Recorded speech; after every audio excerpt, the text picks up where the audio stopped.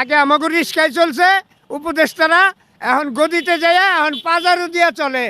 এরা পাইলো কই এটাই তো প্রশ্ন, এরা কই পাইলো রাস্তাকে ধরে ধরে খামু যখন পোলাপেন্টে খাউন দিতে না পারুম, কারণ এখন হলো খাউনের দরকার, এখন হইলো ঘর ভরার দরকার। কারণ যখন পামু না তখন ধরে ধরে খামু। আটকেছে কে? রিস্কালারা চলবো না, তোর বাপেরাই চলবো খালি? হ্যাঁ, রিস্কালারা মানুষ না? তো এই রিস্কালগো জন্য কেউ কিছু কয় না, এই রিস্কালগো কথা কইতে হইব। আমরা চাই সব রাস্তা ছেড়ে দিব, রিস্কালারা চলবো, বড় গাড়ি চলবো না। বড় গাড়ির জায়গায় বড় গাড়ি এনতে চলবো কেলিগা।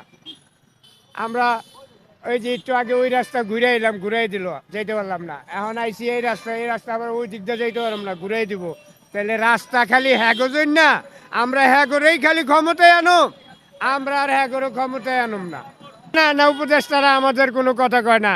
আমরা নাইচা নাইচা উপদেষ্টা গোজই না। শহীদ মিনারে আমার রেকর্ড আছে, শহীদ মিনারে নাইচা নাইচা পানি খাইছি আর কইছি এই রিস্কালারা, কিন্তু রিস্কালাগো কথা কেউ কয় না। আমি মনে করি উপদেষ্টা যারা আছে এরা যদি গরিবের দিকে একটু তাকায় তাইলেই হয়, তাইলে আর কিছু লাগে না। বাজারটা নিয়ন্ত্রণ করুক, রিস্কালাগো বাঁচার মতন একটা টপিক দেখ, তাইলেই আমি মনে করি ভালো।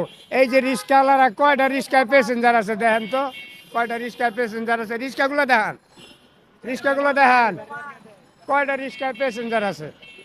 আর এই যে অটো গাড়ি, এই অটো গাড়ির লেগে এই পাও গাড়ি চলেই না। সকালবেলা বাইরেছি, এখন পকেটে আছে 1-150 টাকার মতন আছে পকেটে, সকালে বাইরেছি, বুঝলেন নাই? টাকা, এই যে টাকা 150 টাকা আছে পকেটে, 152 টাকা আছে। তাহলে এরা আম করে কি দিব?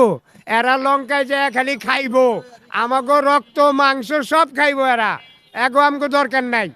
এরা এখন পাজারও দিয়া চলে, আগে আমাকে রিস্কায় চলছে উপদেষ্টারা, এখন গদিতে যায়, এখন পাজারও দিয়া চলে, এখন হ্যাগো হয়ে গেছে সব। এরা পাইলো কই এটাই তো প্রশ্ন, এরা কই পাইলো আমাকে রিস্কায় চললে আজকে হেরা পাজারও দিয়া চলে, পাইলো কই হেরা? অবশ্যই এইখানে দুর্নীতি কিছু আছে।